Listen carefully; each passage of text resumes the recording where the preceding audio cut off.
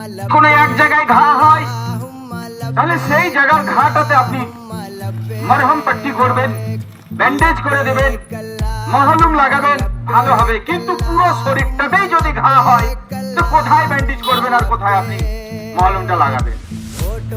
বর্তমান অবস্থায় রুলিং সরকার, মমতা ব্যানার্জি সরকার, এই টিএমসি সরকার অর্থাৎ এই বিজেমূল সরকার আর ধোঁকাবাজ সরকার মানুষকে ধোঁকা দিয়ে দিয়ে দুর্নীতিতে জড়িত হয়ে গেছে।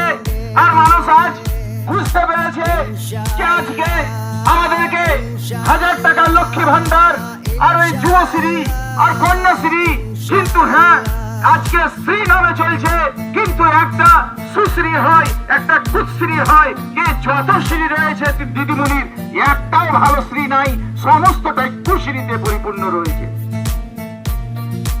যদি কুশ্রী না হয় তাহলে বলুন এলাকার মধ্যে এই বারসর রাস্তা দিয়ে যে ট্রাকগুলো যাচ্ছে, এই রাস্তার কেন দুরবস্থা? এই রাস্তা দিয়ে গাড়ি যাচ্ছে আর এই রাস্তার ধুলোবালি, এই ধুলোগুলো উড়ে উড়ে বাড়িতে যাচ্ছে, মা বোনেদের, ভাইদের, ছোট ছোট বাচ্চাদের নাকে মুখে ঢুকছে। লাংস খারাপ হবে, পালমোনারি ভ্যান খারাপ হবে, হার্টের অসুখ হবে, বিভিন্ন রকমের সমস্যার সম্মুখীন হয়ে মানুষকে এই ধুলোবালিগুলো প্রতিরোধ না করতে পারার কারণে ক্যান্সার হবে। ভালো করে সুন্দর যোগ্য বিজ্ঞ ডাক্তারের কাছে পরামর্শ করবেন কি যারা ধুলোবালি এরিয়াতে বসবাস করে তাদেরকে এই অ্যাজমা অসুখ হয়, সর্বপ্রথম তাদের লাংস আক্রান্ত হয়। আজ বড় দুঃখের সাথে বলতে বাধ্য হচ্ছি, এই রাস্তাটা করতে গেলে কি কোনো অসুবিধা আছে? কেন রাস্তা হবে না? যদি রাস্তা হয় তাহলে তো ধুলো উড়বে না। কিন্তু আপনি যদি এইখান থেকে যাত্রা যান, আপনি এইখান থেকে যদি নলহাটি যান, আপনাকে সারা রাস্তা ধুলো খেতে খেতে যেতে হবে। আপনার যদি কোনো রোগী ব্যক্তি হয়, যদি কোনো দুর্বল ব্যক্তি হয়, এই রাস্তা দিয়ে হেঁটে যেতে গেলে, টোটোতে চেপে গেলে, গাড়িতে যেতে গেলে, গর্ভবতী মা বোনেরা যদি যায়, বলুন কত কষ্ট হয়। এই রাস্তা মনে হচ্ছে যেন অর্ধেক হালবাহা রয়েছে, সমতল রাস্তা নাই, ধুলো তো অভাব নাই, রাস্তাও ঠিকঠাক নাই। চারিদিক থেকে আমাদেরকে লুটা হচ্ছে, আমাদেরকে ধোঁকা দেওয়া হয়েছে।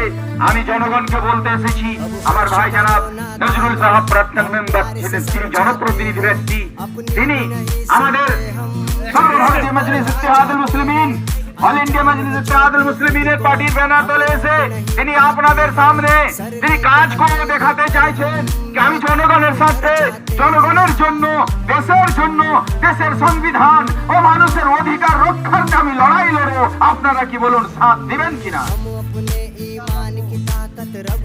যদি সাথ না দেন তাহলে পালিয়ে যান, আর যদি সাথ দেন তাহলে বলবো থাকেন। এটা ওই মজলিস ব্যারিস্টার আসাদুদ্দিন ওয়াইসি সাহেবের, যারা কোন ধরনের পুলিশকে ভয় পায় না, প্রশাসনকে ভয় পায় না, সরকারকে ভয় পায় না, বন্দুককে ভয় পায় না, গুলিকে ভয় পায় না।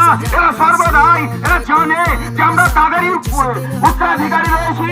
যে মাওলানা ফজলে হক খায়রাবাদী, তিনি ইংরেজদের বিরুদ্ধে সর্বপ্রথম ফতোয়া দিয়েছিলেন যে দেশকে গরিবদের জন্য স্বাধীন করা ফরজ হয়ে গেছে।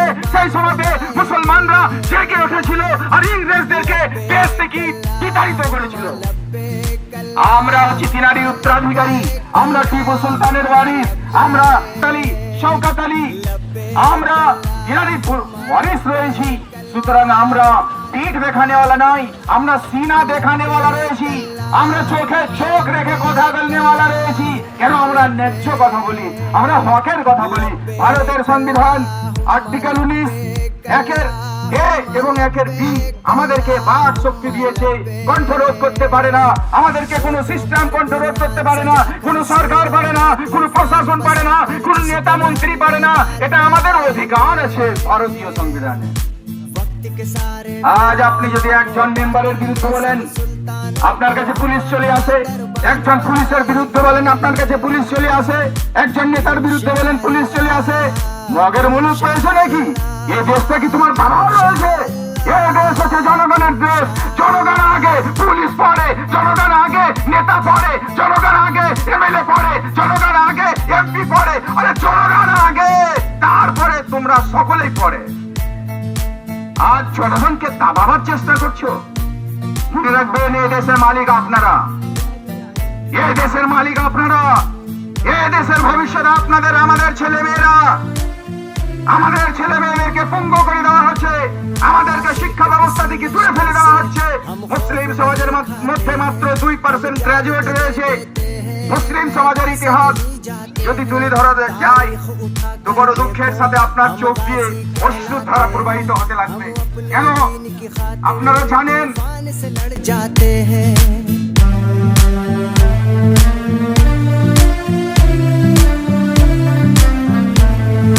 जुल्म सितम ढाने वालों को, दहशत फैलाने वालों को हम क्या है